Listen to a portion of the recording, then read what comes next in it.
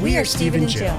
Together, we've been buying and reselling land since the 90s. Our data-centric approach leaves our buyers asking, how can you sell it so cheap? Here on the Land Academy Show, We answer that and more. Steve and Jill here. hello. Welcome to the Land Academy Show, entertaining land investment talk. I'm Steve and Jack Butala. And I'm Jill Dewitt, broadcasting from sunny Southern California. Today, Jill and I talk about how now is the time to act based on this COVID marketing condition we're in. Do you think this is a surprise for anybody? I don't know. I hope it's not a surprise for anybody. I think you have a different take on what this show's about. Well, I think we've obviously been talking about this for a while. And I was listening to somebody else's podcast. Yes, I do that now and then when I'm on my walk. And they were talking about it in their words, and I just kind of wanted to hit it home for all of us. Give us a little hint. I just did. Oh, what were they talking about? They were talking about if you're sitting on the sidelines waiting for stuff to happen right now, you're an idiot as an investor. Before we get into it, let's take a question posted by one of our members on the landinvestors.com online community. It's free. We're going to find out why we're all idiots in a minute. Did I do that wrong? According to Jill. No, I didn't say that. Did I do that wrong? No. No, you asked me what they said. I verbatim told you what they said. I mean, that was really the gist of it. Okay. Okay. All right, Lucas wrote, "Hi all, I just got my first response on my initial Craigslist ad. It's very gratifying and a nice reassurance that I'm doing the right thing. The parcel is 30 acres and not far from blank city in North Carolina. Beautiful area. The seller is a half owner, undivided half interest. Yikes. He said the other owner may also be interested in selling depending on the offer." Well, it's kind of important, by the way. We'll go on here. "I'm also trying to do due diligence now. The land is in a killer location, close to town and a major freeway. Comps are $10,000 to $20,000 per acre retail in the neighborhood. A similar lot on the other side of the hill is on Realtor for $310,000, and other comps in the area have sold for $90,000. My biggest concern, other than the ownership issue, is access. The land is not directly on a road. The next parcel over is on the road. So it appears that the father probably owns the roadside parcel and the son owns the interior parcel, but shares the ownership with someone. I can see that the land was timbered recently." How many flags are you counting? I mean, as if there's not enough. I was just going to say the same thing. As if there's not enough issues. Now it's been timbered recently. Yeah, I'm sitting here counting red flags on my hands. "Many of the trees have been cleared, and there are quite a few logging roads crisscrossing across the lot.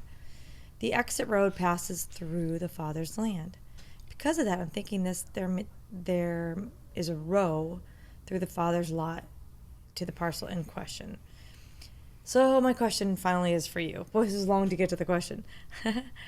"Which is the best tool to determine if legal access exists on a property? I'm having trouble getting my Title Pro account set up. I'm going to call them tomorrow. If ownership issues and you get that as a member, by the way. If ownership issues and access are cleared up, I'm thinking $60,000 could be a good offer. Could be tempting for each owner to get $30,000. I feel I could easily sell this for $120,000, especially with the other properties nearby at a much higher cost. Many thanks to all." Well, I have a lot. I know you do too. I mean, let me start with the really good news. This person, what's their name? Lucas, is extremely intelligent and probably set up, like he knows the language. He's set up to do this. He's looking at all this stuff. He's weighing it out. And then finally he's doing what I think is the most important.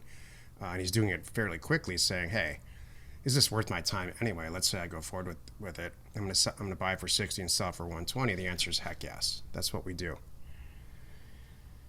Furthermore, this Craigslist business that he's talking about in the beginning, here's the deal. If you go to our website and download the free ebook, we've had the ebook for a lot of years. What I say in the very beginning is drop what you're doing, forget everything you've ever learned, post an ad on Craigslist. This is all free. That says, hey, I want to buy some property in your area. Now you're in the real estate business. My whole point of that exercise is to get, Lucas. Just get your phone ringing. It was perfect for Lucas, to get what I say in the thing is just get you in the real estate business. Now you're in it. It's that simple, and it's free. Mm-hmm. And so he did that, and he reeled one. He got one on the line, and he's checking it out. So We're in the business of buying a property and reselling it for more. We're not in the paralegal business of solving people's issues, legal issues that are associated with real estate. So that's what's happening here. He got a good property. There's a bunch of things wrong with it. I would run away from this property. Just on the first one was an undivided half interest. I mean, that's a deal killing issue. Jill and I, we agree That's on it. this. Stop right there. Stop right on there. Because if the right other there. guy doesn't want to sell, you have no deal anyway. Don't waste 2 hours on all this other stuff or or 2 if you days. can't find them. Who cares? We've had properties where people are in different countries, like the Rogue brothers in Mexico, and isn't available to sign. We got all the way down, ready to do the deal, and can't find the guy. So, undivided interest, just run away. Access, we live and die by access. So if there's no real access, that's a huge, huge problem. Does it mean it's completely couldn't kill the deal? Sometimes no, but the way we do it, wouldn't it be easier just to send a bunch more mail out?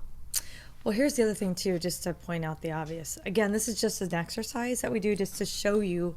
Put it in Craigslist. Watch how many people call you, and you go, wow, I guess people do want to sell. You stop right there. That's the point of the exercise.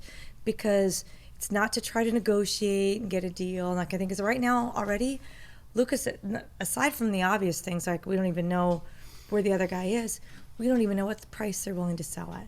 And the last thing you want to do is be in a little negotiation battle here. How about this? How about that? Kind of thing.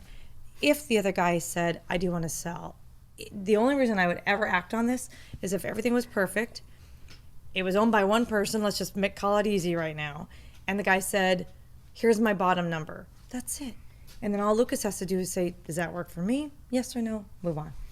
See, I mean, Lucas is clearly new at this, and it's very intelligent. And Jill and I have, combined maybe 50 years of now jaded real estate experience about what can go wrong. So you really have to gauge that. Right.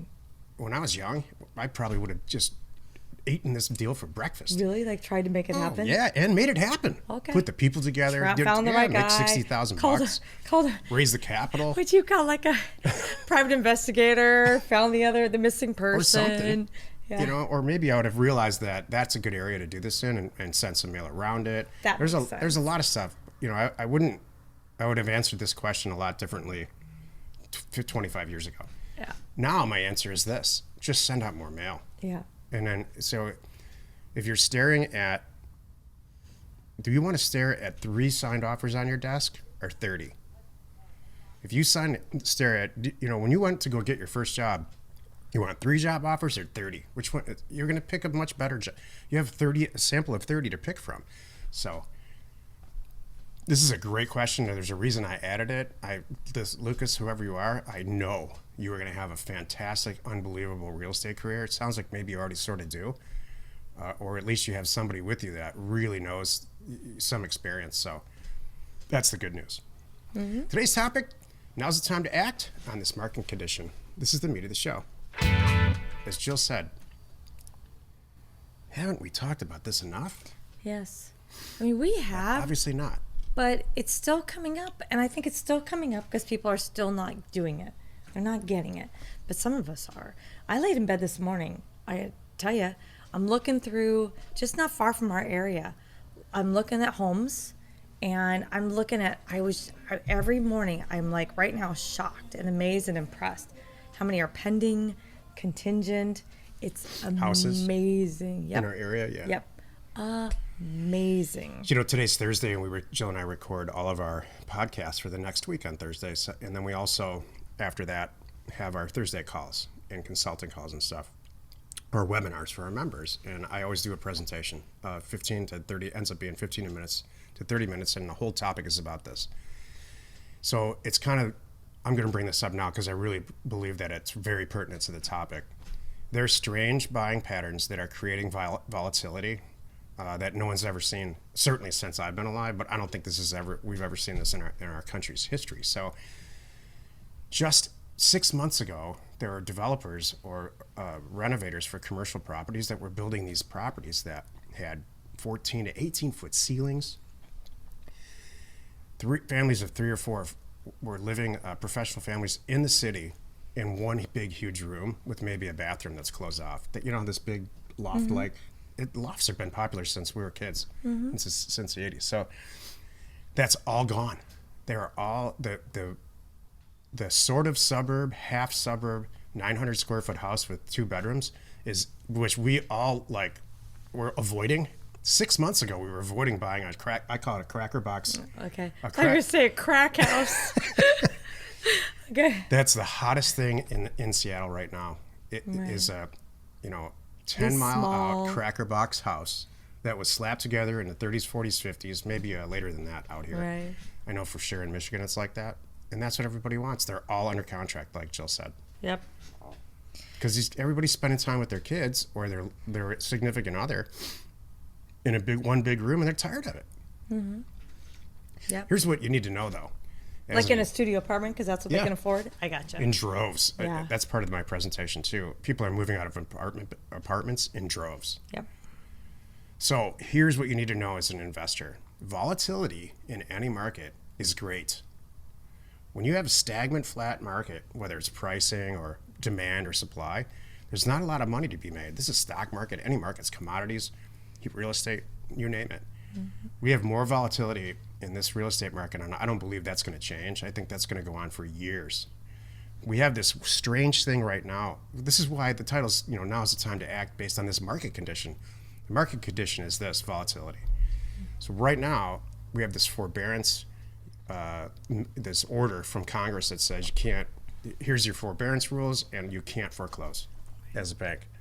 So every asset managers and banks everywhere are just sitting there twiddling their thumbs, probably in a 1-bedroom apartment in a large metro area, and they're sick of their kids and looking for a house. But anyway, the point is, we've got right now this weird demand to get out of the city.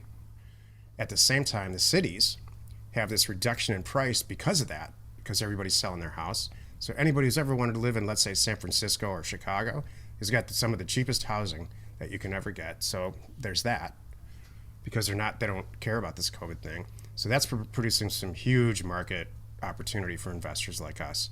That will eventually stop. People are eventually going to go back to work. And when that happens, at about the same time, we're going to get this waterfall of foreclosures, which is going to take us. Last time it happened, it took 5 years to solve it, between around 2007 and 2011. So now is the time. Go ahead, Jill. Well, don't sit by and watch. That was my whole thing. That was the whole point of today. If you don't jump in on this, you're nuts. You're going to sit by and watch all of us do some amazing deals. They started much faster than we thought. And I'm excited. Happy you could join us today, every Monday through Friday. You can find us right here on the Land Academy Show. Tomorrow, the episode on the Land Academy Show is called Acquisition Diversification Has to Be Part of Your Real Estate Investment Strategy. You are not alone in your real estate ambition. I would not like dead horse. Dead horse topic. Oh, on that topic? Yeah. Yeah, there's the topic's been the same, but I'll tell you, there's new reasons all the time. There's new, proof support. There's new support and backing and reasoning for why it just keeps getting better. The more time goes on, the more we can show the trend, the more we can see the data. We have more data. Jill and I spent about 3 weekends ago, we got in the car and drove around one market that I identified on the internet as being a very, very logical, this is a house market now that's close to us, logical buy and sell candidate. And we're buying houses there. And all we're doing is buying them for about $1.2 million and immediately reselling them for $1.35 million. And it's working very, very, very well. Mm-hmm. So if that doesn't, it's like day trading. Yep. If that doesn't prove the point, I'm not sure what does. Exactly. Thank you for joining us today. We hope you find our content valuable, and we appreciate your support. If you haven't already done so, please check out our YouTube channel and hit the subscribe button. Hey, your comments and suggestions help us create the type of content that you're here for, and hitting the like button helps to support our channel's algorithm and gauge your interest for future shows. And you know me, it's all about the data. We are Steve and Jill. information and inspiration to buy undervalued property.